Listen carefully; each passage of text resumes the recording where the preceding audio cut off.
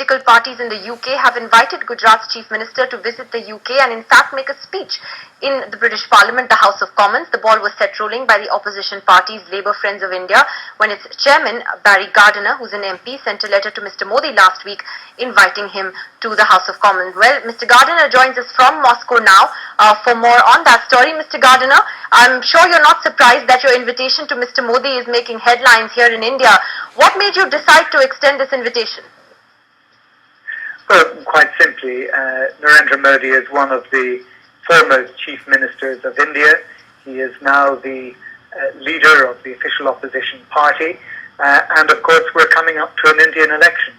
So it is of enormous interest to British politicians and also the British Indian community about the direction of India and what the future of India will be. But you also know that he's an extremely controversial figure here in India and around the world. There has been so much controversy over him for years, even in the UK, where there was essentially a boycott of him in a sense until late last year. He's still not given a visa to go to the United States. He is a very controversial figure. You realize this would create controversy. There has never been a boycott on any Indian politician of any party, and that should be quite clear to all your viewers. No, but the fact is that the British government wasn't engaging with Mr. Modi after the 2002 riots, and that changed late last year when the British High Commissioner went to see him, when the EU reached out to him.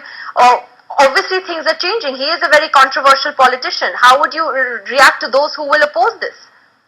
Well, look, it's a matter for the people of Gujarat who have now re-elected Narendra Modi in successive elections since I think he was first elected in 2001.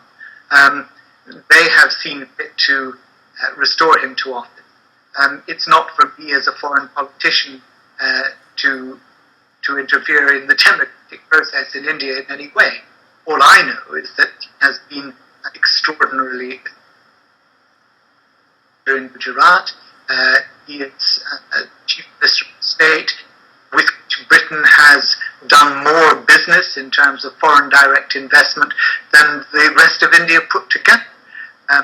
He has transformed fortunes of Gujarat, and clearly he is one of the dominant figures on the Indian political stage.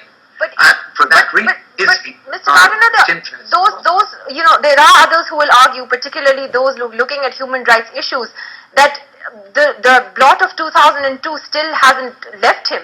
The court cases aren't over yet. He still continues to be very controversial here. Is it only business interests that are going to guide the UK and the EU when it comes to dealing with Mr. Modi?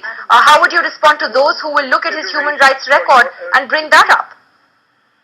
Well, if I can answer your question, if you'll allow me that courtesy, it seems that you have absolutely no respect for your own Supreme Court.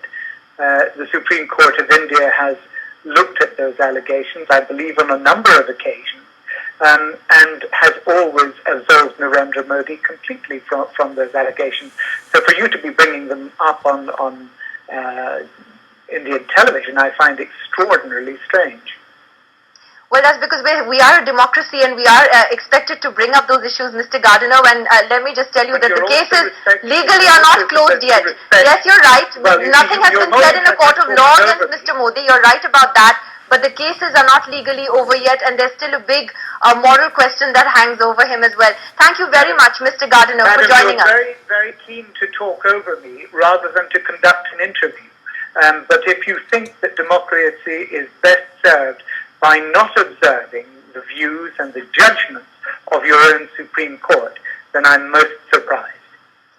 Well, we are a democracy that has the right to question even the country's Supreme Court and all courts, and we do often do that, Mr. Gardiner. Thank you for your advice. Good. We leave it at that on Left, Right and Centre tonight. See you all tomorrow.